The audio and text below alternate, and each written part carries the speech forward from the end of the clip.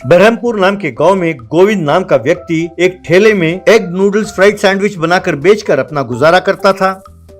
पहले वो egg noodles बनाता, फिर ब्रेड स्लाइसेस को सेककर उनके बीच में एग नूडल्स रखकर लोगों को देता था।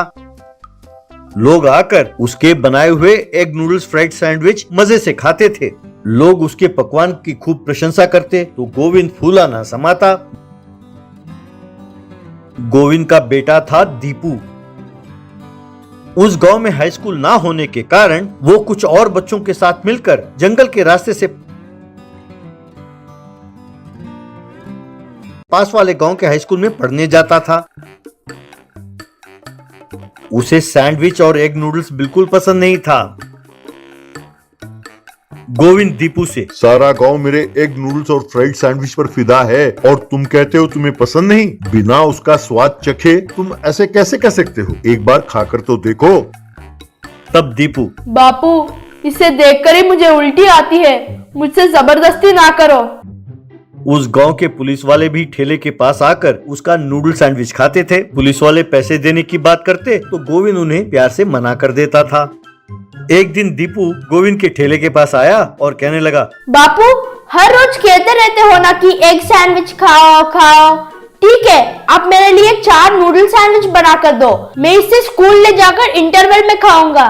खुशी के मारे गोविंद, क्या सच कह रहे हो बेटा? अरे वाह बेटा, तुम एक बार खाकर देखो, बस जिंदगी भर मजे से खाओगे। कहकर उसने सैंडविच का पार्सल बनाया और दीपू को दिया। उसे लेकर दीपू वहां से चला गया। इस तरह दीपू हर रोज गोविंद के पास आकर उससे सैंडविच लेकर जाने लगा। एक दिन पुलिस वाले आकर वहां खाने लगे। तभी दीपू वहां आया और कहने लगा, बापू जल्दी से मुझे सैंडविच बना कर दो, हर रोज यूं देर करोगे तो मुझे परेशानी होती है।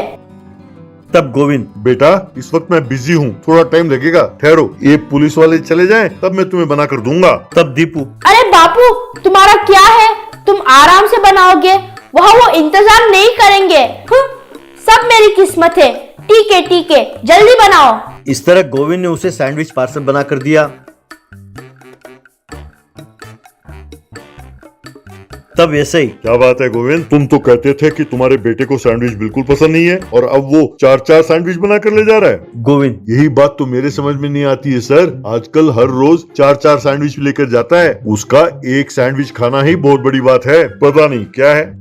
यह सुनकर एसआई को शक हुआ। एसआई गोविंद से, गोविंद पता नहीं क्यों मुझे तुम्हारे बेटे पर शक हो रहा है, तुमने गौर किया? उसने कहा था कि अगर देर करेंगे तो वो इंतजार नहीं करेंगे, यानी ये जो सैंडविच ले जा रहा है अपने लिए नहीं किसी और के लिए ले जा रहा है। उसको डर है कि अगर इसने देरी की तो वे नाराज हो जाएंगे। पता लगाना होगा कि वे कौन है, उसके सीनियर या कोई और। इस तरह पुलिस और गोविंद दीपू का पीछा करने लगे। उन्होंने देखा कि दीपू एक पहाड़ी के गुफा के अंदर जा रहा है। वो भी उसका पीछा करने लगे। अंदर जाकर उन्होंने देखा कि वहाँ 2 चोर थे। उन्होंने दीपू से सैंडविच लिया, फिर उसे 2 थप्पड़ मारा। उनमें से एक चोर, अरे यूं हर रोज देरी से आते हो? हाँ? कल से अगर तुम्हारे आने में देरी हुई या तुमने हमारे बारे में किसी को बताया तुम्हारी जान ले लेंगे, खबरदार, कहकर सैंडविच खाने लगे। तब ऐसे ही, कमीने, ये तो जेल से भागे हुए कैदी हैं, कन्ना और मुन्ना। इन्हें पकड़ने के लिए हमने चारों ओर चेक पोस्ट लगाया है, इसीलिए ये यहाँ छिपे बैठे हैं। लगता है स्कूल से लौटते वक्त तुम्हारा बेटा इनके गिरफ्त में आ गया। Constables attack. ऐसा कहा।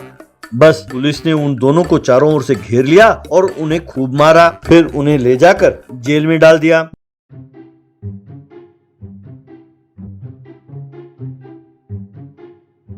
बाद में दीपू अपने बाप से, बापू ये दोनों चोर तुम्हारे सैंडविच की खूब प्रशंसा करते थे और गांव वाले भी तुम्हारे सैंडविच को बड़े चाव से खाते हैं। सोचता हूँ मैं भी एक बार तुम्हारा ये एग नूडल फ्राइड सैंडविच खाकर देखूं।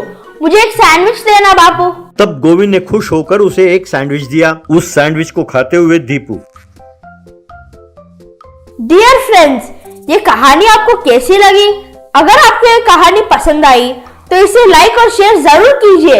और हाँ, ये सैंडविच वाकई बहुत स्वादिष्ट है। अगर आप में से किसी ने पहले ही एग नूडल्स फ्राइड सैंडविच खाया हो तो कमेंट बॉक्स में उसके बारे में जरूर लिखें।